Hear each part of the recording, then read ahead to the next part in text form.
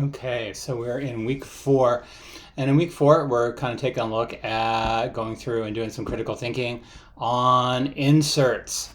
So, knowing me and doing how I did things, right, we just went ahead and started doing this into our whole process of inserts, and I did all of the code that I needed to do. Again, streamlined things. I really worked from here what we got, right, an insert statement that adds this row to categories and kind of let you know that there were a few boo-boos along the way, but standard error codes, right? 1064, error in syntax, that means I typoed something. So the first one is a pretty straightforward kind of insert.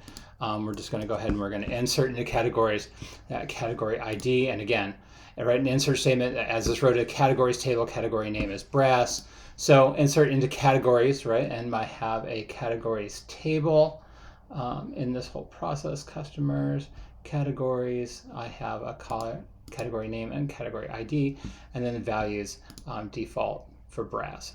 Now the thing you'll notice though, and this is the thing that's highlighted, are these parentheses.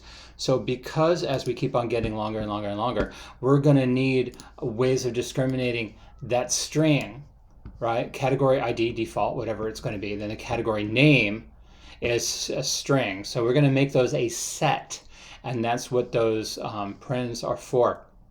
You notice as I kind of go through all this, you'll see I've started parenting things just to make them a full set, right? And that's an important word to remember. That full set is to let you know what we got. So we just go ahead and we'll run it. We got that was good to go. Now, did we actually happen? So we want to go into categories, and we're going to go ahead and pull up that category name. Now, one of the things you can do, because these are inserts, we don't really get a return result other than what we see down here.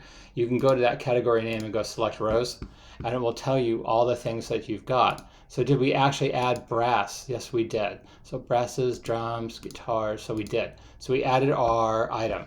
So we're good. But this is how you can go back and validate it, especially if you don't get a return result on this. And then sometimes, again, you'll get that error code. That's because I didn't use a set here. I used parens. And again, that whole idea, when you have these parens, you really do need to treat that as a set. Now, the next one on this one, the next one that we needed to do was write an update statement that modifies the row that you just made. Okay, so this statement should change the product name to Woodwinds. So we just want to update that categories, and we want to use that category name, Woodwinds, to where the category name currently equals brass. So we go back and we copy that over, and we click on our little go. Now you'll notice I didn't use parens on this one because I'm just working with one item in here, right? And then I got that, but that was all good to go. And then we check our category name, and then we bring that back up. Do I have Woodwinds? I have Woodwinds now, right? And no brass. So that one worked good, right? And then delete from categories. Well, we boo-booed. We don't want any Woodwinds at all, right? So when we go through and we take that one out, and we go boom, copy that one over, and then we check it. And then do we have anything? We have no Woodwinds. We have no brass. We're good. And those are just some simple updates. An update from just insert into that value, a new thing, and then update it because we typoed, and then delete it because I guess we just really don't want to deal with Woodwinds at all. Now this last one's a little bit more complex, and I actually really like this one. This one's actually really good because we want to write an insert statement that adds this row to the products table, and it gives you a bunch of stuff, and it gives you that date time. Well, what we want to do, and this is where this got to be really kind of interesting, is that today's date time, you can use a command called now, right? So we have two sets here. We have that set inserted in products, our product ID, category, code, name, description, list, discount, and date added, right? But we want to do these values. So these are our column names, right, into that one products table. A values, a default, a Yamaha DX640, DGX640, 88 key. And then for our timestamp, we're just going to choose now. So it will read the computer time, whatever computer time you're on that you're running this command. So it's reading my local computer time right now, which is 3:29 in the afternoon. So when we copy that one over and we shove it in, it's going to basically do that same thing, right?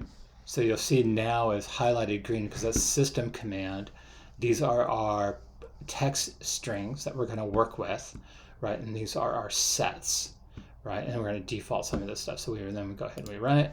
And, we ran into an error, a duplicate error because I've already run these, right? So that duplicate error is actually really, really good. I'm really glad that we got that. So we have already inserted this into products.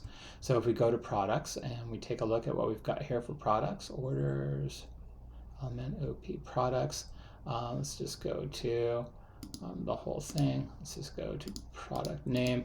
So select rows. You'll see that I already have that in here.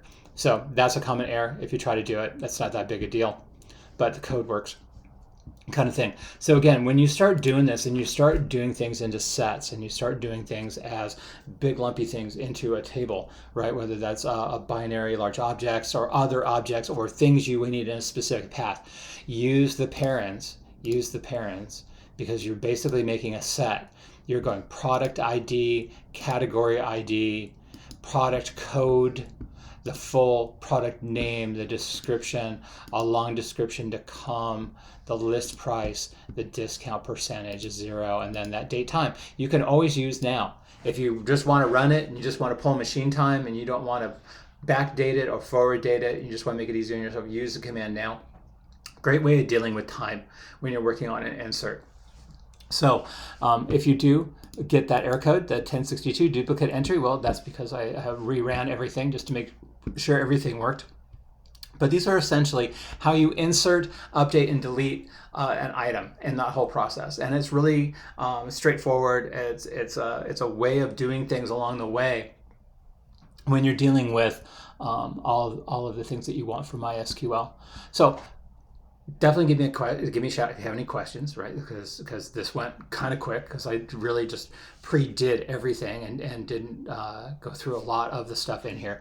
But again, it's just how do you insert, how do you update, how do you delete, right? So we inserted that default brass and then we changed brass to woodwinds and then we just said, no, we don't want woodwinds, we're out of here. But the really cool one was inserting that full product and treating that product as a set order of data along the columns. And that's the big thing to remember when you're doing this, is just go ahead and treat things like this, especially as a set. If you have more than one thing, we had 2 things here in insert, but when we changed everything around, we didn't have to treat it as a set because we just had the one. And then when we inserted into products, we had a large set to work with. So dealing with your stuff, do let me know if you have any questions on this one. I'm more than happy to answer them for you.